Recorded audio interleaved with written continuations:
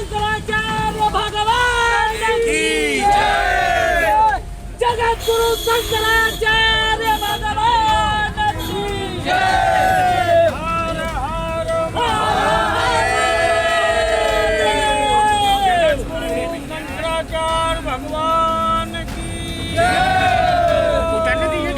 सम्राट शंकराचार्य भगवान की जय। अयोध्या से लखनऊ और अब लखनऊ से पटना। नमस्कार दोस्तों, आपका स्वागत है हमारे चैनल पर। आपके साथ मैं हूं गायत्री चौहान। शंकराचार्य स्वामी अविमुक्तेश्वरानंद सरस्वती की गौरक्षा यात्रा का कारवां पहुंच गया है बिहार की राजधानी पटना। अयोध्या से शुरू हुई गौरक्षा यात्रा में लगातार लोग जुड़ते जा रहे हैं। पटना में शंकराचार्य अविमुक्तेश्वरानंद के स्वागत समारोह में पटना के मशहूर हनुमान मंदिर के ट्रस्टी और पूर्व आईपीएस किशोर कुणाल भी पहुंचे। शंकराचार्य के पहुंचते ही बिहार की राजधानी सनातन धर्म के जयकारों से गूंज उठी। श्रेष्ठ भारत देख रहे हैं आप, मैं हूं आपके साथ हर्ष भारद्वाज। इस वक्त हम बिहार के अंदर मौजूद हैं क्योंकि शंकराचार्य अविमुक्तेश्वरानंद इस वक्त बिहार के अंदर हैं और उनकी यात्रा अब बिहार के अंदर पहुंच चुकी है क्योंकि वो गाय को इस तरीके से मांग कर रहे हैं कि गाय को राष्ट्र माता का दर्जा दिया जाए और उस पर कानून बनाया जाए। उसके लिए वो भारत यात्रा निकाल रहे हैं और अलग अलग राज्यों से उनकी भारत यात्रा गुजरेगी। ये जो तस्वीर आप देख रहे हैं, आप देखिएगा कैसे कैसे पड़ाव है। आज की अगर पड़ाव की बात करें तो आज बिहार का पड़ाव है, उसके बाद सिक्किम और उसके बाद असम और ऐसे ये सारे पड़ाव कहीं ना कहीं हैं और वहाँ पर वो पहुँचेंगे। जो तस्वीर हम आपको इस वक्त दिखा रहे हैं, हालांकि ये बिहार की तस्वीर है क्योंकि बिहार में इस वक्त ये पोस्टर लगा हुआ है।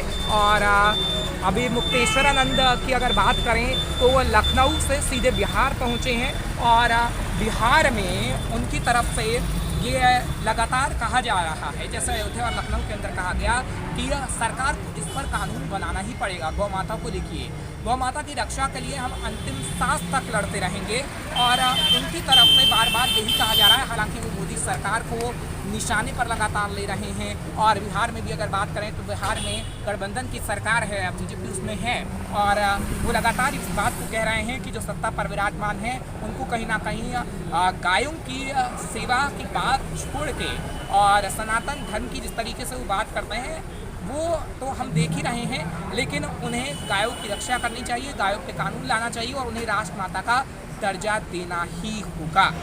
बिहार प्राचीन काल से गौपालक राज्य रहा है। 15 साल तक बिहार में लालू यादव और राबड़ी देवी यादव की सत्ता रही है, जो कि खुद को गौपालक बताते कभी थके नहीं। बिहार की नीतीश सरकार भी गौपालकों की हिमायती होने का दावा करती है।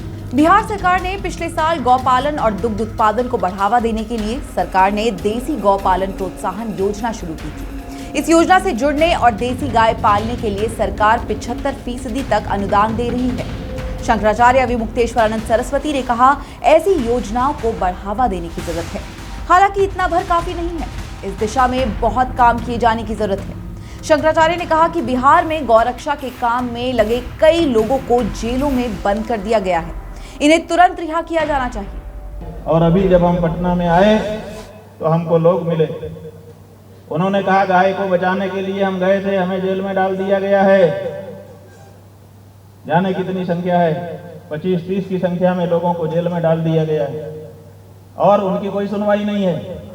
वो गुंडे हैं और अगर वो गुंडे हैं इसका मतलब है आप उनके ऊपर कानून लगा रहे हैं, आप उनकी भावनाओं को निकलने का, प्रकट होने का अवसर नहीं दे रहे हैं। इसका परिणाम जानते हैं, जब कोई शुद्ध भावना से कोई कार्य करने चलता है और उसको दबाया जाता है तो बहुत बड़ा विस्फोट होता है।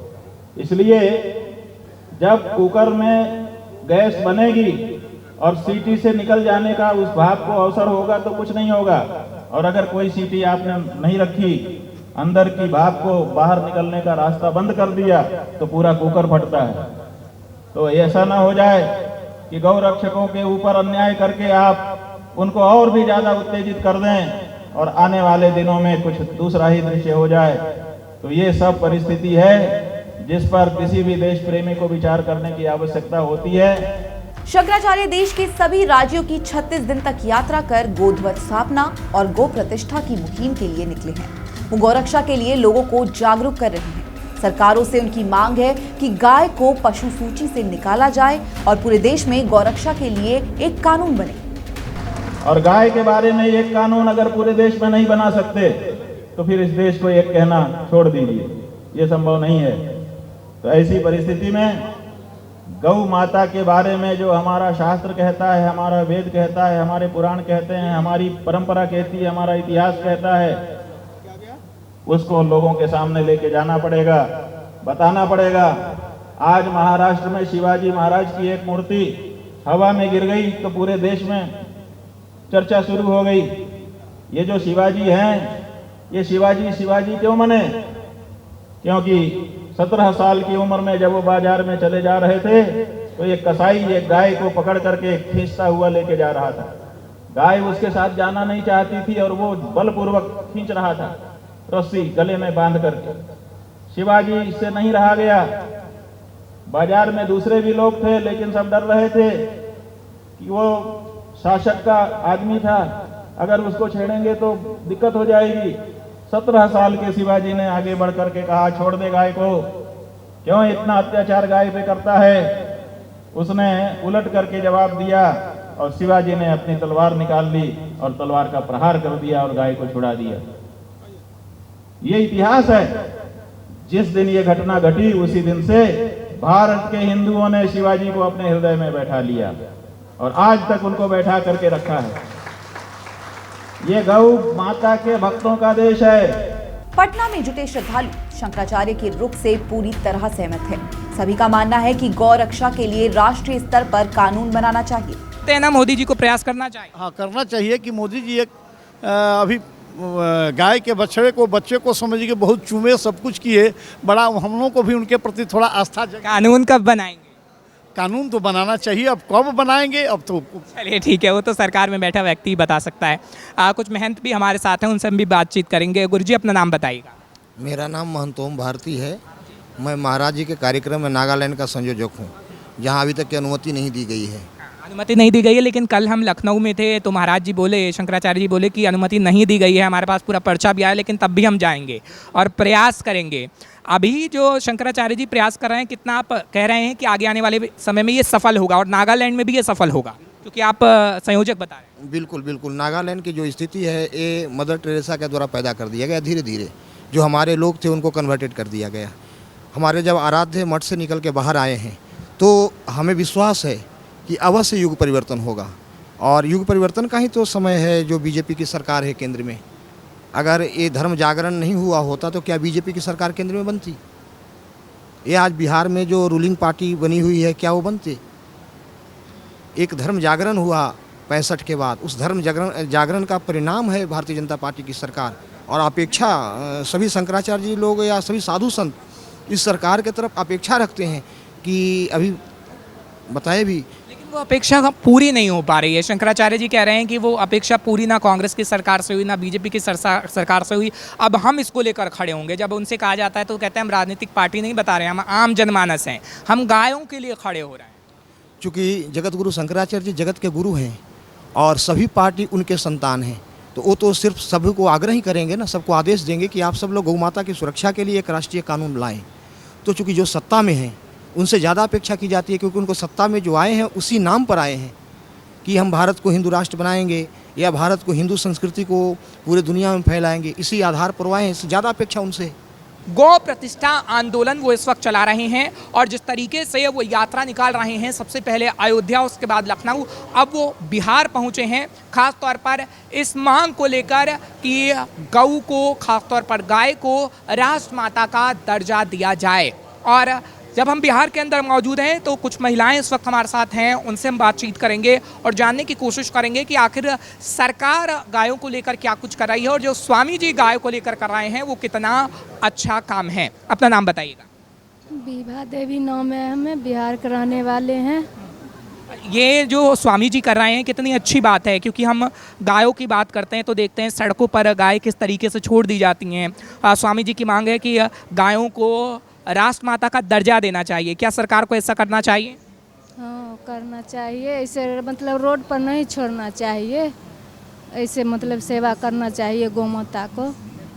यानी गायों की सेवा, आप कह रही हैं कि गायों की सेवा करनी चाहिए। हाँ, करना चाहिए, सफाइयत रखना चाहिए अच्छा से। ठीक है। और गुरु महाराज का ये भी कहना है कि गाय को लेकर जब कानून आएगा तो हम उस सरकार का भी साथ देंगे। तो आपको क्या लगता है कि जो वो मांग कर रहे हैं वो पूरी सरकार करेगी या उनका आंदोलन आगे भी ऐसे ही जारी रहेगा? पूरी नहीं करेंगे सरकार, करेंगे न तो। यानी आपको विश्वास है कि सरकार? हाँ करेंगे न तो। हाँ ठीक है।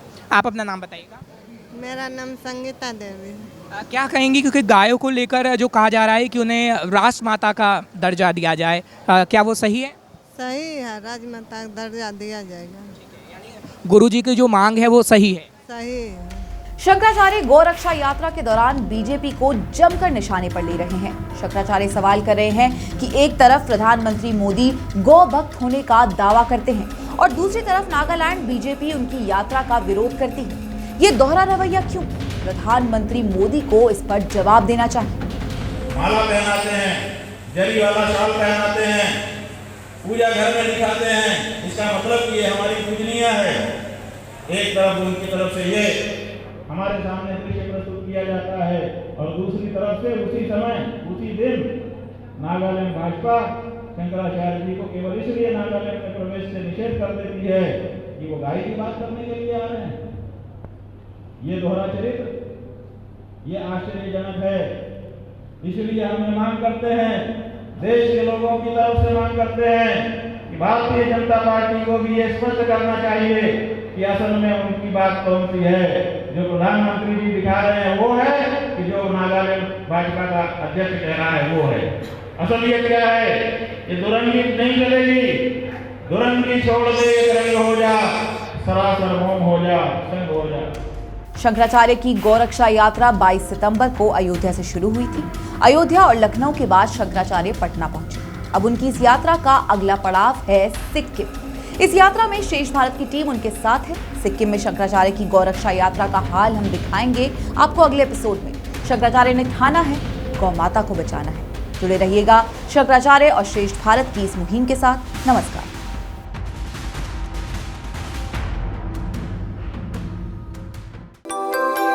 यूपी की हर खबर देखने और उनसे अपडेट रहने के लिए हमारे चैनल श्रेष्ठ यूपी को सब्सक्राइब और लाइक करें। साथ ही बेल आइकन को दबाना ना भूलें, जिससे हमारे हर वीडियो की जानकारी आप तक पहुंचती रहे।